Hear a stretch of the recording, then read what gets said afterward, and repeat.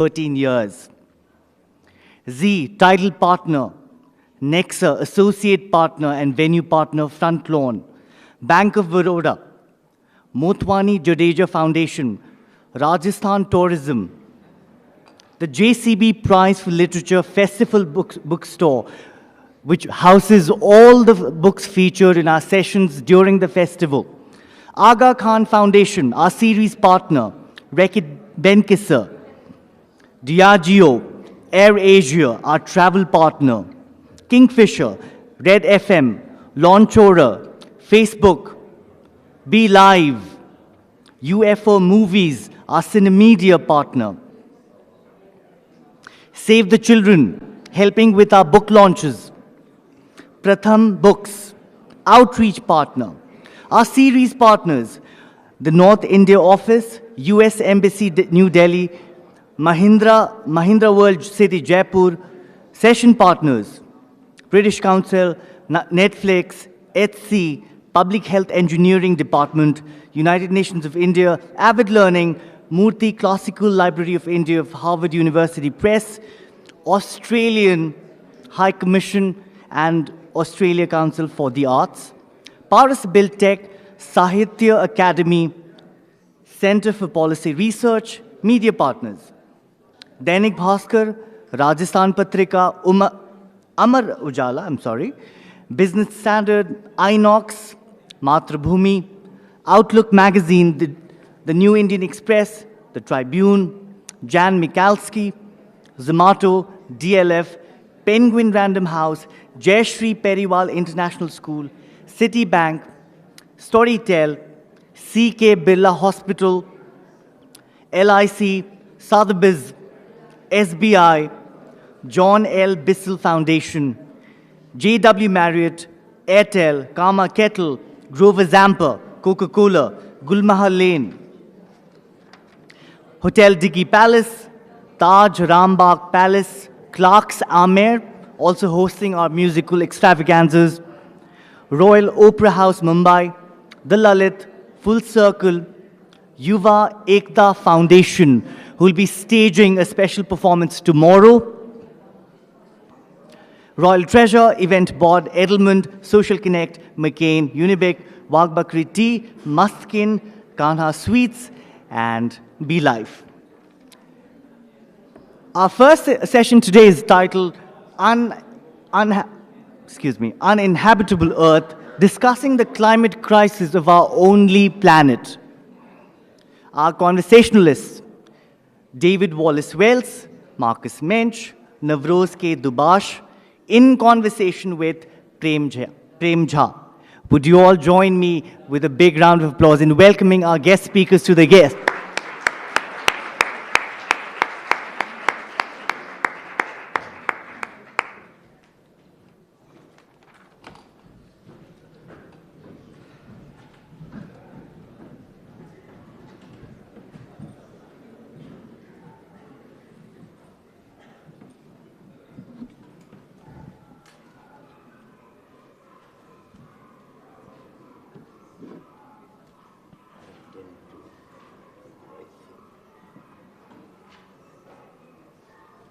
Have you all sit?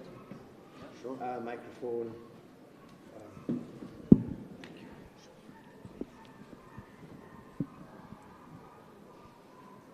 Give me just one moment.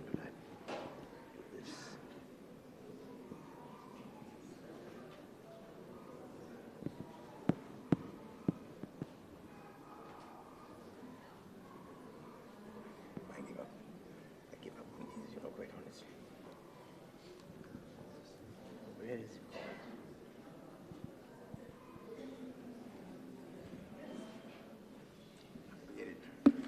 Folks, I don't know how to work my own computer. I'm going to have to introduce everyone. Extempore. Let me start with David.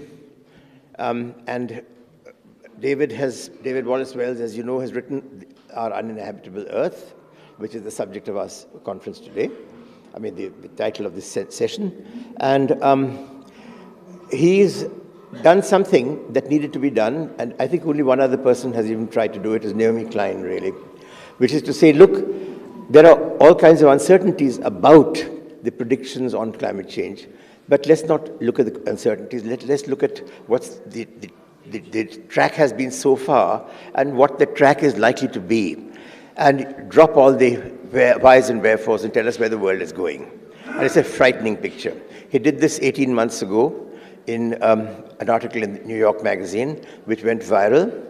17 scientists, not all of them climate scientists, by the way, said this is not realistic. He's not done his research. But I can tell you something. In just these last 18 months, a great deal of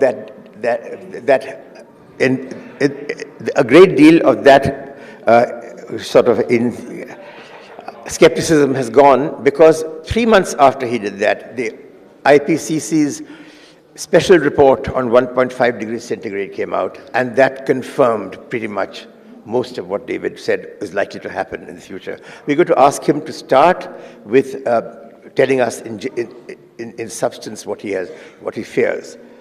We have Navroz K.Dubash, who is the head of the Environment and its Climate Change section of the Center for Policy Research in Delhi. He has just produced his second book. It's an edited book called India in a Warming World. It's available in hardcover. It's also an open access book, I want you to know. Any of you can go on the net and look at the essays, and whatever you find is of interest to you, go ahead and please read it. We have Marcus, how do you pronounce it? Marcus Moench. Marcus has lived 12 years in India, but he now lives in Boulder, and he is basically he will talk. He's an expert on all the issues of adaptation. How do we deal with the warming world in the years that come, even if we find ways of arresting the rise in and reversing the rise in CO2 concentrations? And then I'm your moderator. I've done some work in this area, and I have also a book out somewhere. It's out there if you want to have a look at it. I'll pop in from time to time and say a few things, but as they strike me. So, David, may I ask you to kick off our session? Yeah, thank you for the introduction. Thank you all for sharing the stage with me. It's great to be here with each of you, and thank you all for coming to talk about this. Many people, when they try to imagine the threat of climate change, find themselves imagining the future, some distant threats. But I think it's often useful to think about the present tense, because, or at least to start by thinking about the present tense, because we are all already living in quite unprecedented times. The planet is about 1.1 degrees Celsius warmer than it was before the Industrial Revolution today, which doesn't sound like very much, but it puts us entirely outside the window of temperatures that enclose all of human history, which means that the planet has never been as warm as it is today when there were humans around to walk on it. And that means that everything that we've ever known as a species, the development of agriculture, the development of the human animal, the development of civilization, everything we know about ourselves as political creatures and cultural creatures and emotional creatures, all of that is the result of climate conditions which we have already entirely and permanently left behind. It's like we've landed on a new planet with a new climate, and we now have to figure out what of the civilization or civilizations that we've brought with us to that new planet can survive those new conditions, what will have to be renovated and reformed, and what will have to be discarded. And that's just at 1.1 degrees, which is where we are today. Scientists say if we globally immediately stopped emitting carbon today, didn't produce a single ounce more, we're producing about 37 billion tons of it every year, but if we didn't produce a single ounce more, we'd probably be due for about 0.5 degree more of warming just from what's in the atmosphere today, which would put us about 1.5, 1.6 degrees, maybe even 1.7. But of course, given all the political, economic, and cultural obstacles to real action, I think it's impractical to expect that we could find ourselves south of 2 degrees. And 2 degrees Celsius is a level of warming that scientists call catastrophic. It's a level of warming that many island nations call genocide, and they have good reason to.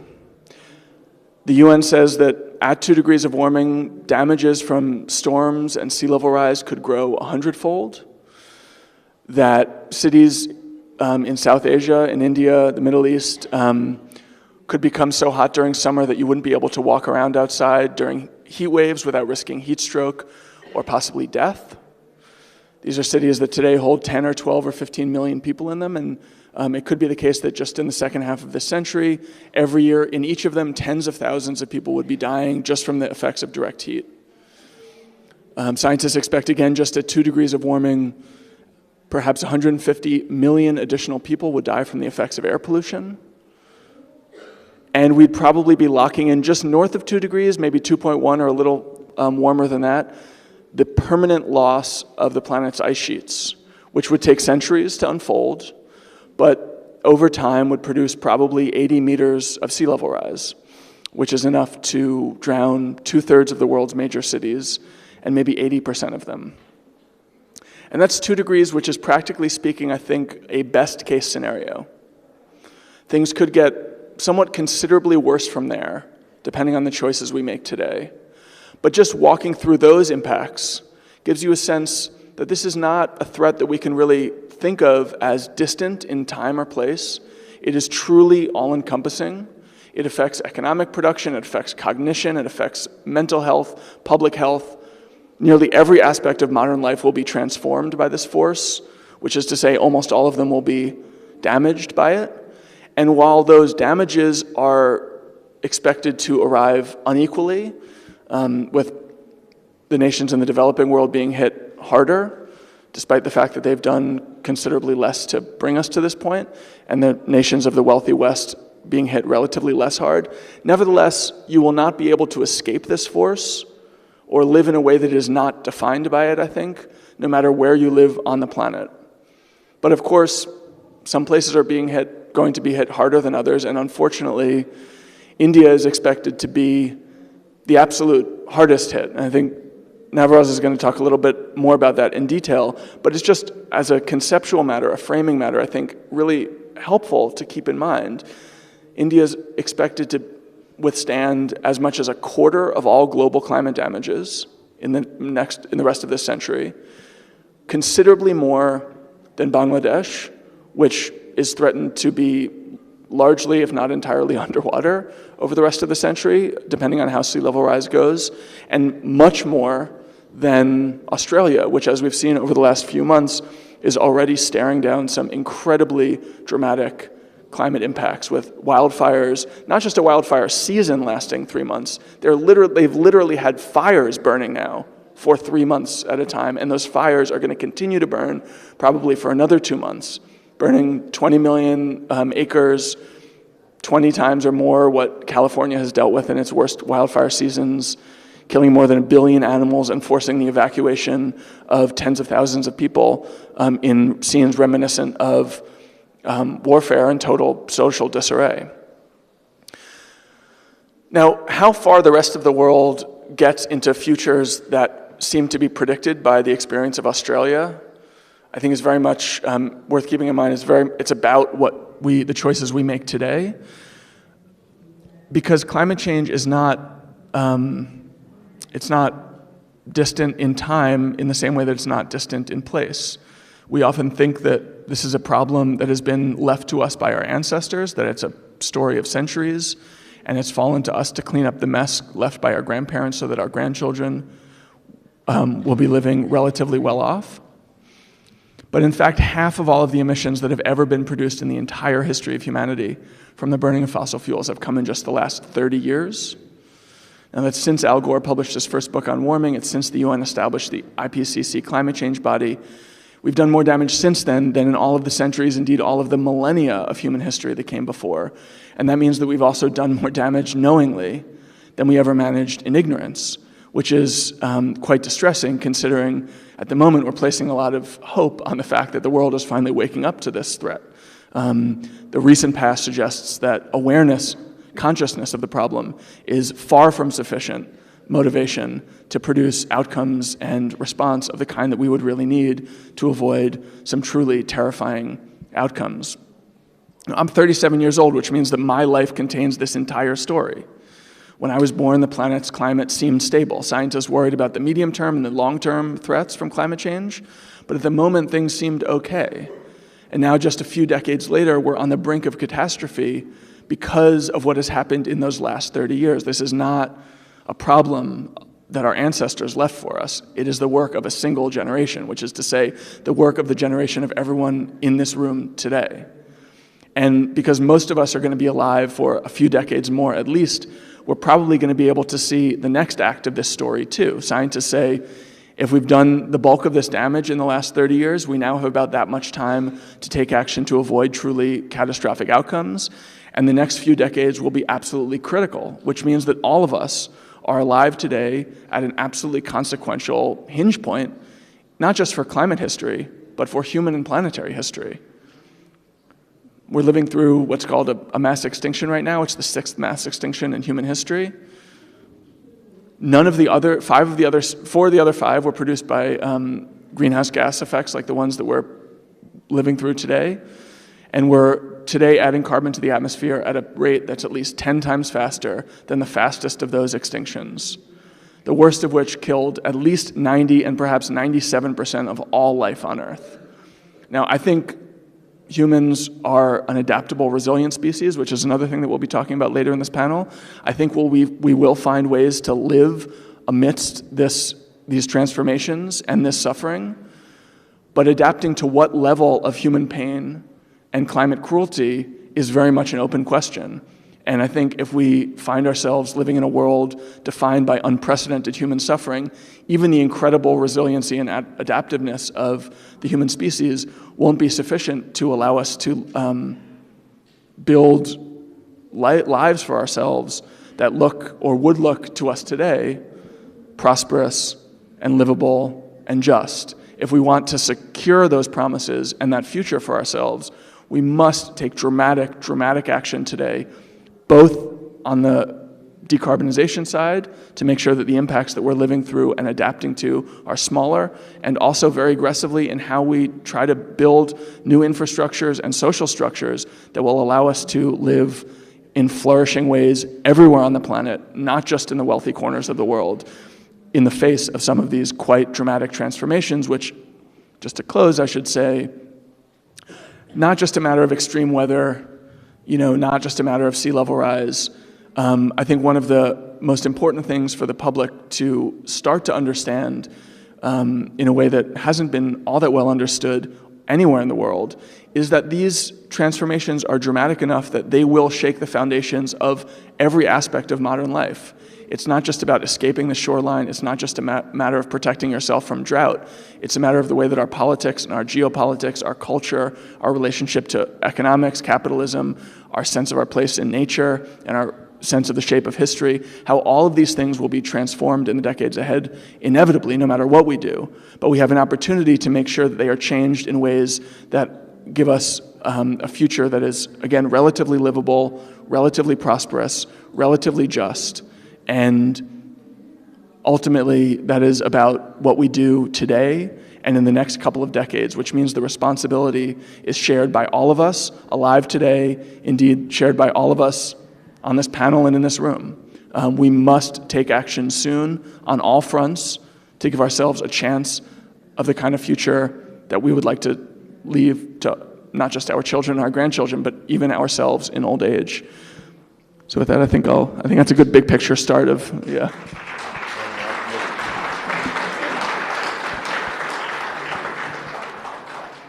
Thank you, David. I strongly urge you to read every page of the book. I should tell you something. Whatever the scientists may have said, 40% of the wordage in this book is references and footnotes. It is one of the most carefully researched books on this issue that I have come across. So please go ahead and do it. I now want to pass this on to Navroz. Navroz, we've had some rather dramatic events which have brought home that we are not immune from climate change in the last few years. And finally, the Indian Meteorological Office agreed and formally said that we are being affected by climate change. Would you like to tell us some more about it? Oh, by the way, this is India in a Warming World, open access, but also in a beautifully produced hardcover copy, and hopefully in the future in paperback. But don't wait for the paperback. No, indeed. Please go ahead and just download the book. The intent is to stimulate engagement. Thank you very much, Prem, and thank you, David, for that really thoughtful sort of tour of your book, which I really enjoyed reading a great deal. I think David is absolutely right. What we are seeing already, climate change is already here. Many of us who've worked on this for a while, Marcus and I go back actually to grad school where we used to talk about these things, so we've been at this for a fair bit. But I think very few of us have predicted the pace and the scale of the changes that we are already seeing. Now, one of the artifacts of climate change science is that a lot of the work that is done tends to be done in areas where the research funding is, where the resources are, where the academic capabilities are. And so ironically, there's less research on climate change impacts in India, which is very vulnerable, than many other parts of the world. But there is enough that we can see what is going on. So let me just give you embellish what David said with a few sort of examples. Let's take, as David said, we're already at 1 degree. We're headed towards 3 degrees if we don't do anything differently. Already with 1 degree, it's expected that irrigation needs in a country like India will go up 10%. We're already a water-scarce society. So these are ripple effects. If we have 10% more demand in irrigation, it's going to ripple through our economy. Demands for water in urban areas are also going to go up. So that is an example of the kinds of things that we'll have to deal with. We are already dealing with a situation where we have a jobs crisis in India.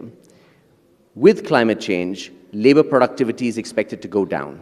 All the science suggests that the productivity of our labor will decline. One way of dealing with that is air conditioning the place, which of course only exacerbates the problem. Let's take another example of our cities. There was recently a study, finally a climate change study that made it to the front page of our newspapers, which showed that most of South Bombay will be underwater in 2050 if sea level rise proceeds as anticipated. The bottom line is that while India has long argued that development is our primary priority, we no longer have the luxury of thinking about development in a world that is innocent of climate change. We have to think about development in the context of a warming world, and hence the title of the book.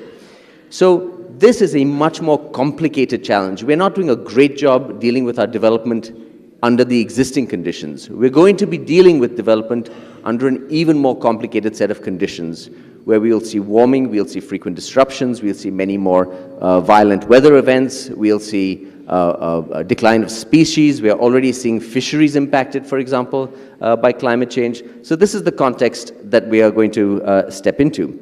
I just want to take a minute, though, to say, okay, we've all, I certainly on this panel, I suspect many of the people in this room agree that we need to do something about this.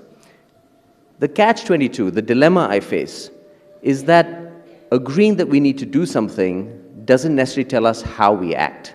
And one of the tensions I feel when I read books like David's is that, yes, pressing the alarm bell is really important. It has led to the sorts of mobilizations we've seen in Europe around Extinction rebellion. It has led to some important legislative changes in countries like the UK. At the same time, that sort of story of alarm also induces paralysis both at the level of citizens and at the level of policymakers. It seems like a giant problem to address. And you fall back into a long tradition in India and other countries of saying, well, look, we didn't cause much of this problem, somebody else did. So we need to really just safeguard ourselves, but rely on somebody else to solve the problem, which tends to break down in north-south lines. And so I've seen a little bit of that happen in the last few years. Even as the alarm and the awareness grows, so has the defensive pushback that says, okay, this is not really a problem of our making, it's deeply unfair that we should have to deal with it. What's the way past this? I think we actually need to have multiple narratives in the climate debate. One is the narrative David laid out, which is that climate change is here and now. It's a giant problem. It's moving towards the scale of an existential problem for humanity. And if we don't do something about it, we will be in a situation where development aspirations will be much harder to achieve. But the reality of it is we need another story. I don't think that story, from my experience engaging with policy and the public in India, I don't think that story by itself will tell us how to act. And we need another story that says, how do we manage to meet our development needs while also transitioning to a low-carbon future? It's a slightly more hopeful story of opportunity. India hasn't built most of its infrastructure. India hasn't actually completed building most of its cities. We have no idea how we're going to provide jobs to the millions of people who are now moving from rural areas to urban areas. We have a chance to rethink all those things through a low-carbon lens. And if we do that well, it will also give us competitive opportunities in the future because the world is moving to a low-carbon economy. So we need to find a way for our policymakers, for our business, to also tell a story that breaks this giant climate problem into a few more tractable problems. What kind of cities do we want to build? Right now, we're building cities around roads and the private car. That is simply untenable. We need to have a public transport-based system. What sorts of infrastructure do we want to build that is resilient to coastal surges? Do we want to make sure that we stay away from coastal areas for key infrastructure? These are challenges we can take on. Air pollution. India has the worst air pollution in the world by some distance. The air pollution problem is not the same as the climate problem, but there are a lot of overlaps. There are a lot of things that will both solve air pollution and climate change. That is a more tractable problem. So I think we need to have sort of in our minds the sense of urgency that David talked about, but we have to be really cautious that it doesn't result in a diplomatic and a kind of north-south global blame game backlash, and instead we break it down into more discrete problems that we have a chance of solving, that we have some control over addressing: air pollution, urban transport, and so on. So, thank you. Yes, now may I just a couple of points about how India is being affected. In the last 4 years, 5 years now, we've had 3 deluges, floods in Tamil Nadu, and 2 terrifying deluges in Kerala, which have killed thousands of people, destroyed tens of thousands of homes, and flooded entire cities. We never had this before, not in 100 years, not in living memory. And it's not accidental. It's happening because of 2 things. One, there's a 50-year trend, and there's a study which shows that the monsoon winds are weakening for various reasons.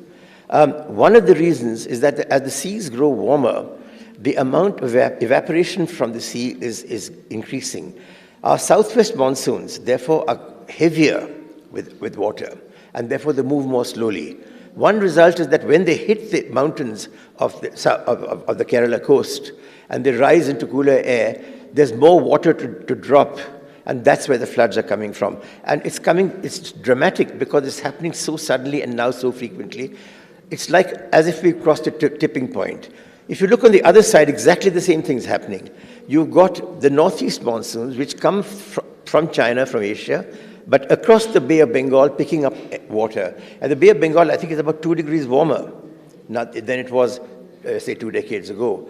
So there's much more evaporation being picked up, and being, again, dropped much sooner because the clouds are heavier.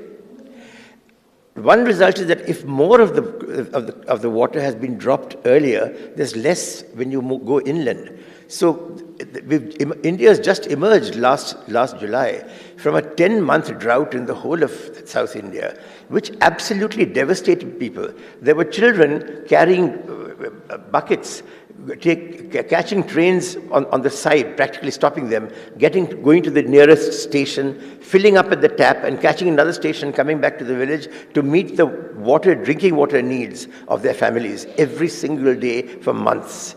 That's how bad things have become. And this is not accidental. The entire process is understood, and the only way you can stop this is in the long run, not in the short run. I'm going to talk, I think we have Marcus Moench, who's done so much work on adaptation, on water, on groundwater, and all kinds of things. He's written, by the way, 6 articles in the Economic and Political Weekly over the last 16 years, 18 years on these issues, which you can look up on the net. They're open access to. Marcus, over to you. Okay, well, now I have the joy of talking on the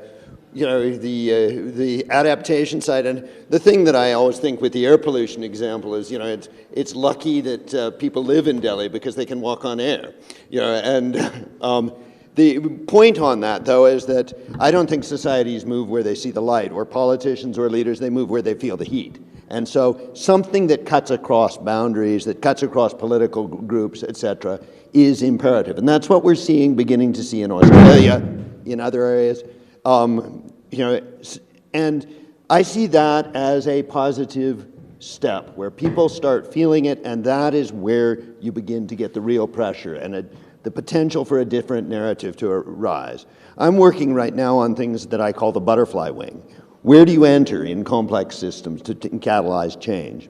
And when I look at the climate problems, I tend to think in terms of solution spaces and problem spaces. Solution spaces are those areas where we have all sorts of things, we know what to do, it's just the question of getting the social mobilization to do them. And I think in the water arena, we have tons of things like that.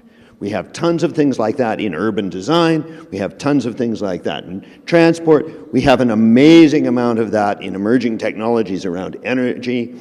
And there's real opportunities there for new livelihoods.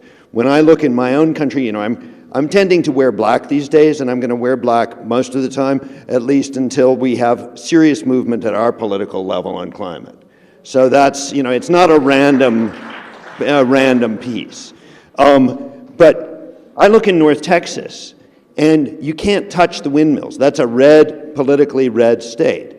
But the reason you can't touch the windmills, and they've grown, is because you're a small rancher, you put 10 windmills on your farm, your ranch, that's $50,000 in royalties a year, and it's jobs. So all of a sudden, it's flipped the economic equation. So there's a real push, despite Texas being very conservative and the center of the petrochemical industry, there's real movement. It keeps the Dairy Queens open, is what people say. It's what keeps the small towns alive.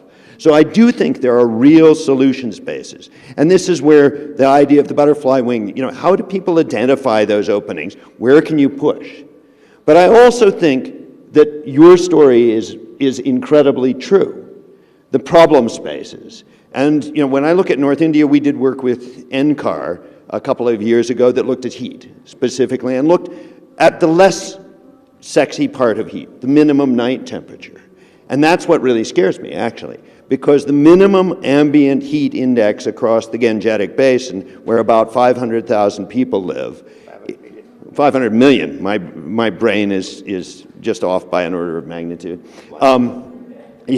But that is increasing, and it's likely that you will have a minimum night temperature that doesn't go below a heat index about 36, 37 quite soon, for about 3 months a year, and particularly during the monsoon. It's when it's high humidity, and providing active cooling, how do you do that across that? Tremendously energy intensive, and that's forgetting about crops, that's forgetting about livestock, etc. So I think that point illustrates one of the problems is we have a lot of solutions, but we also have areas where we need tremendous innovation, where we need real thinking. We need to think about how people move, where they live, etc. And it's going to be in places where we don't expect it.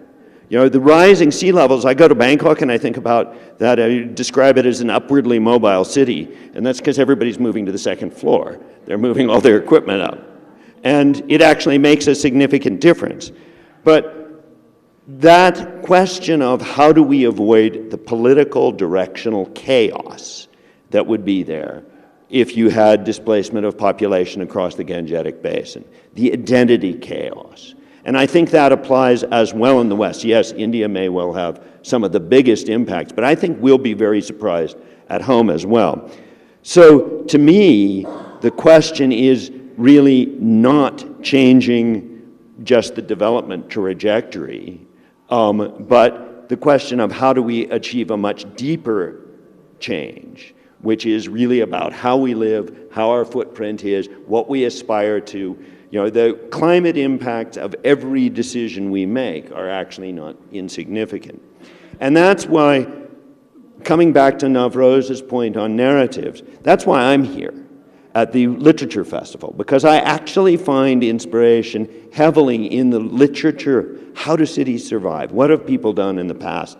The stories that are told. And that, to me, is where we can connect the areas that we know there are solutions with the areas where we don't have answers and come up with better ways of addressing them. Move people, and move them at an emotive and identity level, as well as a technical level. Deborah Roberts, who's a good friend and is head of IPCC Working Group 2 co-author, and I used to joke that a lot of the development dialogue around climate was completely disingenuous. It was like putting rubber stoppers on the deck chairs of the Titanic so you didn't scratch the deck going down. And so it's shifting that from that minimum stuff to a really much deeper rethinking. And I would just say, especially thinking about the question of development and narrative, that thankfully there has been a real sea change in the way that development economics views this question. A decade ago, it really did seem that a country like India did have to choose between developing rapidly or developing responsibly. And most economists would now tell you quite candidly that they see that dilemma as having disappeared, or at least it's less of a naked trade-off than it used to seem, and that in many cases the opportunities for faster growth lie on more responsible paths. Now we need to engineer a politics and a culture that focuses on those opportunities and delivers those kinds of transitions. But it's not just, we're not selling snake oil to say we should be living on renewable power. In fact, it is a boom opportunity all across the developing world, and perhaps nowhere as strikingly as here in India. Is this working? Can you hear me? Yeah, we now will move from what should be done and what needs to be done to what is actually being done and what can be done. And I want to first of all start with by joining with Navroz in saying that simply saying that we are headed for doom, unfortunately, has been having the opposite reaction of saying, if that is so, then I don't want to think about it.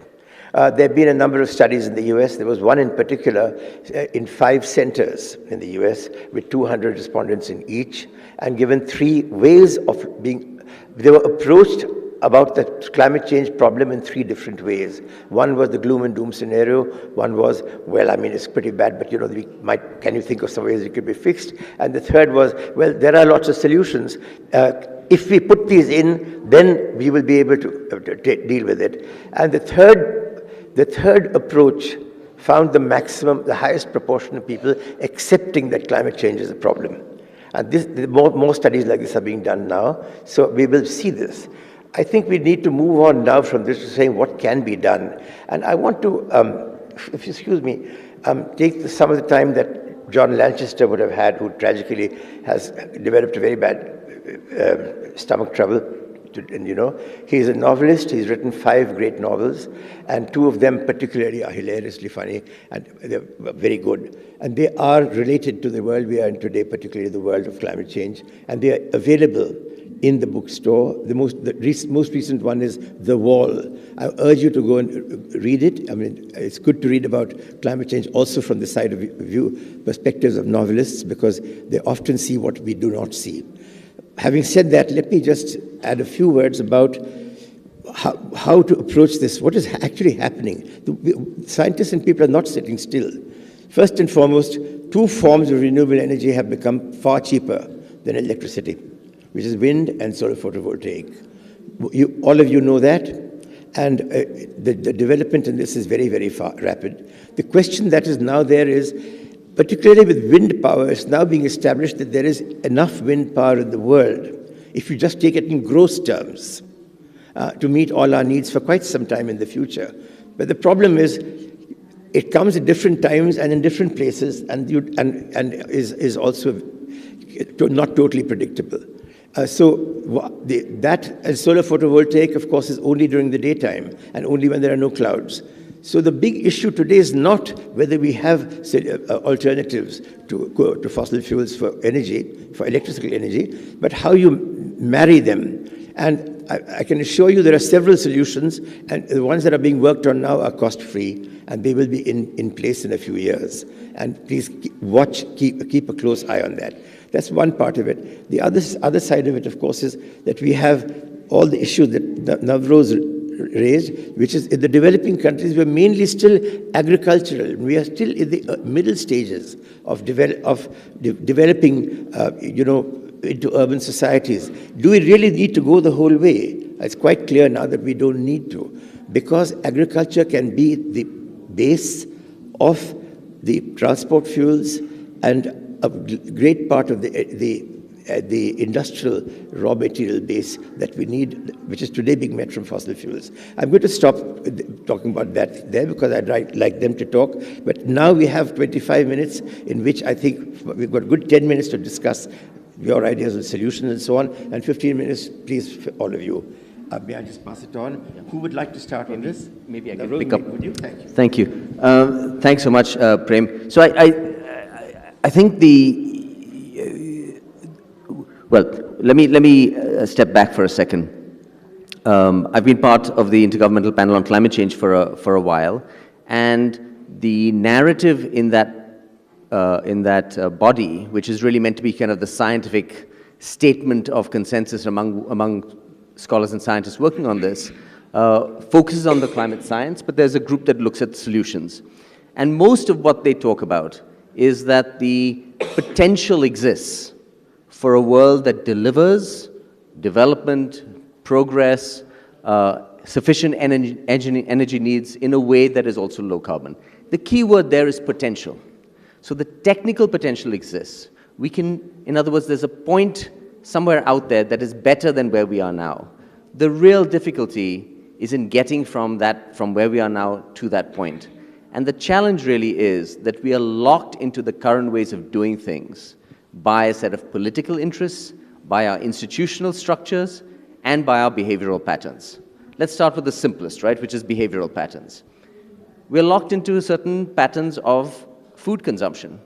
I was on a panel on something called the Anthropocene, the fact that humanity is now shaping the world at geological scales, and one of my colleagues was telling me that at the moment, there are 21 billion chickens alive on the planet, and we go through some 60 billion chickens. There are more chickens than all other mammals put together on the planet.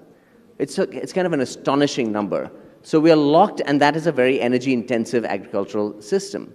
We're locked into that, and at root, it's the sum total of all of our behaviors. So we have to shift our behaviors. That takes time. Shifting politics takes time, right? So Mr. Trump, I might have to share your dress style, Marcus, in the near future. Mr. Trump says he's going to save Appalachian coal miners, right? There are strong interests around the coal industry. There are strong interests around the oil industry. It takes a while to shake them loose, despite the fact that the economics is so much stronger. And finally, the institutions. So in India, climate change is under the Ministry of Environment, Forests, and Climate Change. Yeah, we need to close? Okay. We're not going to deal with the kind of integrated issues if it's only sitting under the Ministry of Environment. We have to find ways of bringing lots of other power centers into the conversation. So it's that pathway that we have to focus on is the point I'd like to leave you with. I just want to take a minute just to say a few words in defense of alarmism. Because, in part because of the issues that you're raising, we have patterns of behavior that are very deep and which are enforced by very powerful interests, different interests all around the world, but everywhere you look, systems that are producing the climate problem are among the most powerful interests in those particular countries.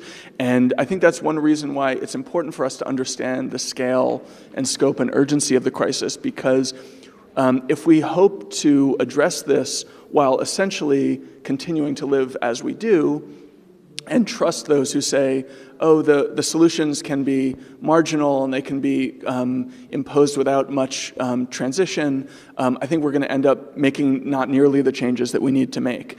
And my own perspective is, I'm somebody who woke up to this issue out of fear. So I think that there is value in using that language and that narrative to talk about climate change. I certainly don't think it's the only way to talk about the issue. I think it's far too big a challenge to talk about in any one way.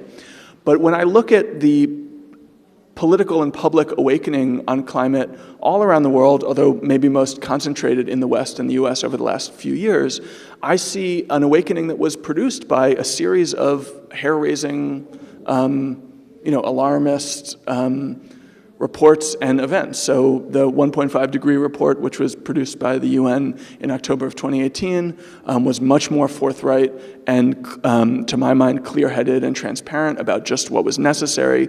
They said the world needed to mobilize at the scale, parts of it mobilized in advance of World War II globally, and that in order to have a chance of avoiding catastrophic warming, they said that mobilization needed to start last year, 2019. And the year that followed that report was the year in which we saw Greta Thunberg arrive on the international scene, Extinction Rebellion rise up. And we're starting to see commitments from certain countries around the world. They're just pledges and we can't trust them, but they're much more dramatic and engaged on this issue than has ever been the case before. And I think that a rising sense of immediate alarm is a part of that. Now, we don't want to fall into fatalism and despair, absolutely. But of course, for me anyway, it's the flip side of the panic button is that when you talk about the scale of the changes that are possible, they are ultimately a reflection of the power that we have over this climate. They will only come to pass if we make particular choices that take us in that direction. And ultimately, they can tell us that if we take different choices, we will find ourselves in a different world. We need to sort of keep both of these things in mind at once: the scale and urgency of what we're facing, and the fact that the story is not yet written. In fact, we are its authors and writing its next acts every day. So very quickly, I agree. I've been working on climate now for 38 years, from when I first did it. And I've been on many panels of this nature. And a comment comes to mind that I tested yesterday and or the day before yesterday, that was very illustrative. Deborah Roberts said to me once, what will climate responses be like when women are in charge? It was a question of different approaches. And I was at one of the outreach sessions with the school, with high schoolers yesterday, and I asked the boys what to do. All of them talked technology. I asked the girls what to do separately. All of them talked organization, change, stories, that sort of thing. And so there was a tremendously sort of powerful piece. We've seen an awful lot of talk about options, technologies, approaches, and yet it doesn't resonate with at least half of society. So I think that that's a key piece. And 38 years of almost all male dialogue on stage. Here, yeah. Yeah.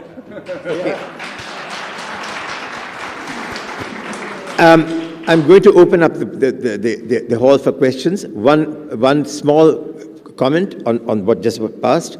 There's one universal solvent for changing institutions and structures, embedded structures of power and functioning. And that universal solvent is profit. And today it is becoming highly profitable to go into renewable energy. And that is going to, the faster that takes place, the quicker will the structures themselves change. By the way, this is a purely Marxist approach. You can go back 150 years, you'll find the same thing is true. Folks, please, now. Oh my God. Look, what I'm going to do is, I'm going to start from here. Please make your questions short and, we'll get. I'll start at the back there. 1, 2, 3, 4, 5 here. Then we'll go this side. 1, 2, 3, 4, 5. 1, 2, 3, 4, 5. Okay. Now the gentleman in the corner. Yeah. Thank you. My quick question relates to the Sustainable Development Goals. Some critics have sort of called it an oxymoron, and they've promoted the idea of degrowth and worldviews that come from indigenous communities and others. So it'd be nice to know the sort of panel's reflections and thoughts on those sort of conversations. Shall I do one thing? Maybe take I said 5 questions here, do note them. Let's ask them in groups of 3 or 5. Second person, yes. There was someone here, yes? Please go ahead. Should I go? Yeah, please. Okay. Thank you so much for the panel. I'm so grateful. I am hoping I'm not starting a leftist conversation with this question, but I feel like we are lacking a conversation about capitalism in this talk when we talk about how climate change came to existence, and especially the north-south axis, which is still so riddled in exploitation, which is based on capitalist exploitation. And I would love to hear what you guys think about that, and how you see solutions in that kind of space as well. There's a hand here. Okay. Look, don't raise any more hands, please. Those who had the hands up in the beginning, I'll have to go through you first. Okay, Hi. Go ahead. Hi, I'm a science writer. I'm a journalist and I write about science. I actually worked for NASA in the early 2000s with Jim Hansen and Drew Shindell and Gavin Schmidt. And so I've done a little research on climate psychology and talking not about the doom like someone mentioned, but actually about the solutions. I wondered if you have suggestions for, as a science writer, what kinds of stories to tell that might break through and have a little bit of impact on the public. Okay, I'm going to stop here and ask you to make a few comments. So and then we carry on. The first two are really related questions. Can we hope to develop in a way that's sustainable? And can capitalism survive if we have a hope of the planet surviving? For me, I think certainly the system of financial capitalism, extractive capitalism that most of the world has been living under now for, depending on which country you're in, a few decades or a few centuries, can't continue. We have to have really significant renovation and reform. But I also think that some of those reforms are actually in the direction of truer capitalism. The IMF, which is no friend of the left, says that globally we're subsidizing the fossil fuel business to the tune of $5.3 trillion a year. Now that's not, it's a little bit of a misleading stat because some of those subsidies, only a fraction of those subsidies are direct. The rest reflect the fact that our carbon price doesn't include environmental costs. But if you are imagining the world withdrawing those subsidies and even just withdrawing them and not doing anything with them, that's actually creating a freer market, which would actually be pushing us closer towards a renewable future. And it would be moving even faster if you push that money towards investment in renewable deployment.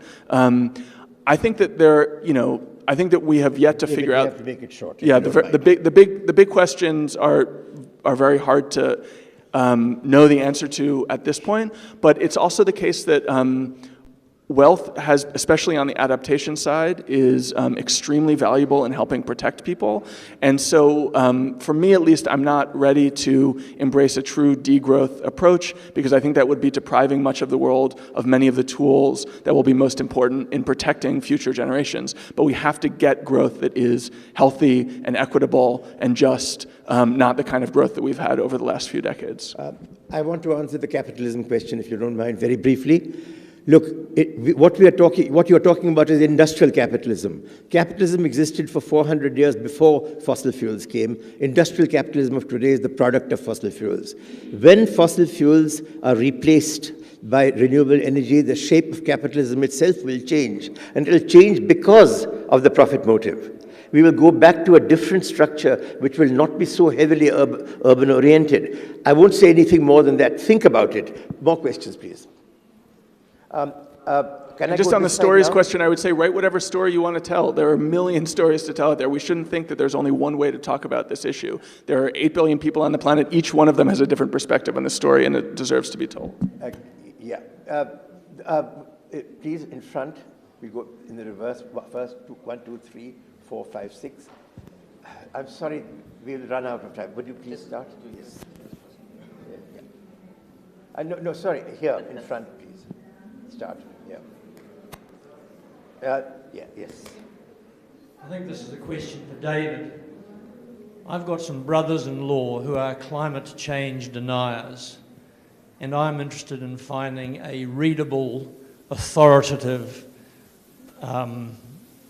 treatise or whatever, so that I can become better informed to respond to their arguments. Can you tell me where I should go? For me, the best treatise is the extreme weather that we're seeing that every day on the news. I think that it's one major reason why climate denial is actually in retreat in most parts of the world, even in the US, which is one of the strongest bastions of it. Depending on how you ask the question, 70 to 80% of Americans believe climate change is real and concerning, which means only 20 to 30% don't, which is roughly the number of people who believe that we live on a planet with aliens. So we don't need to focus, I think, as much on the problem of climate denial as we do on the problem of climate complacency, which is that many people who are concerned about this issue aren't concerned enough, and many of those people in power are not focused on addressing it at nearly the scale that it demands. But any single treatise, I mean, I think my book does a pretty good job. I think the writing of the people on this panel does a pretty good job of that. But ultimately, the best counter-argument is the changes that we're seeing every day in our weather systems and our natural disasters. Thank you. There, and then there two more, and then please ask your questions, and if there's any specific person you want to address them to, please do. Good morning. This question goes to all of you. I think given the situation that you described, it's safe to say, or you would agree, that a lot of these solutions are going to come from the generation that's currently in school. We have to solve these problems on a very short timetable. And I have the humbling honor of working on designing school and curriculum programs, actually work here in Delhi NCR. Recently, a student said something to me about Indian education is very provocative. He said, with all the emphasis on personal success and year 12 marks, what's that going to matter if Delhi's on fire and India is no longer can sustain society? So my question for you is, what's your advice to educators? What type of changes do we need to make in the way in which we teach children and we prepare them to face and solve these problems as a school-age child now, so that they are well equipped, not just for personal success, but to address these problems and create the kinds of solutions that you're calling for in a very short time period? One more question, then we're going to come back to the panel. We've got only one question more. I'm sorry. The gentleman who has a hand up here. There's a lady right by. There's a woman right next to him. Where do we go? But yes, all right. Why don't you take yes, go on. Thank you, Navroz. I really love the talk that all of you presented.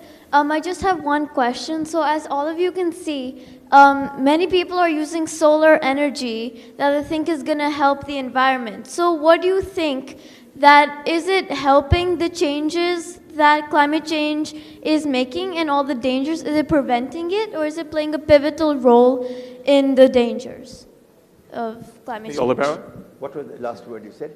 Say that last sentence again. So, yeah, is it helping the damages that climate change is making, or is it not helping what is happening right now around us? Okay, so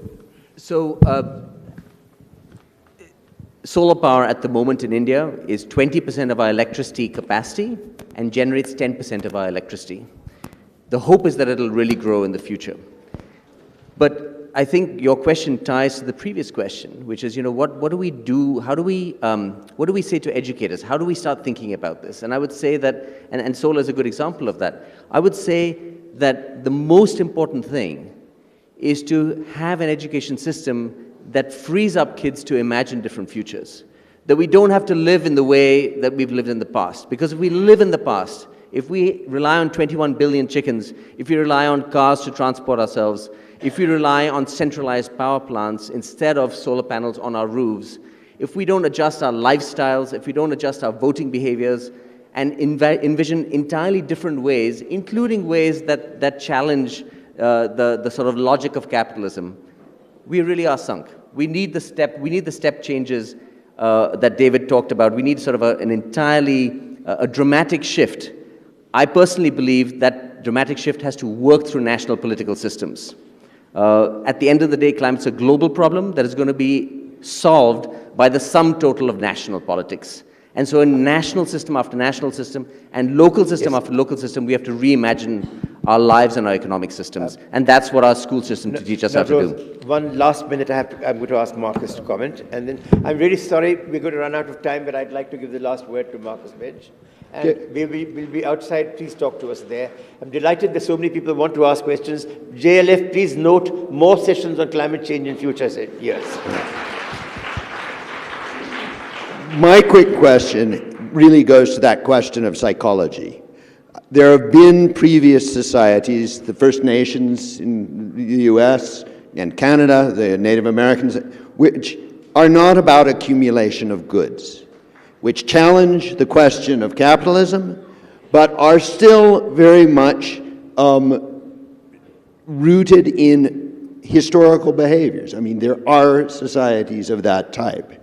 And the question our kids are asking, and the kids ask me often, is how do I use less? And our kids are in part of a whole movement that is actually consuming less. They don't want as much furniture. They don't want as much of other things. And I think that question of psychology, how do we flip the psychology, and where can we get the inspiration, is perhaps one of the most profound ones, because that will challenge our economic system, it'll shift our politics, and that is a lot to do about who is part of the dialogue, who isn't part of the dialogue, and what's accepted as possible. So that's my...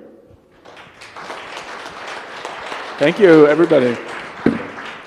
We'd like to thank our panel for this program presented by Center for Policy Research, and also as a mark of respect and honor, we'd like to present festival scarves to all our panelists. That's Navroz,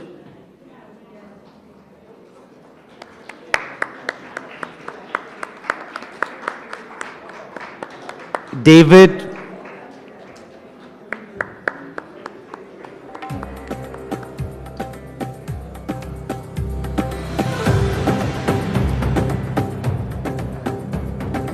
Marcus,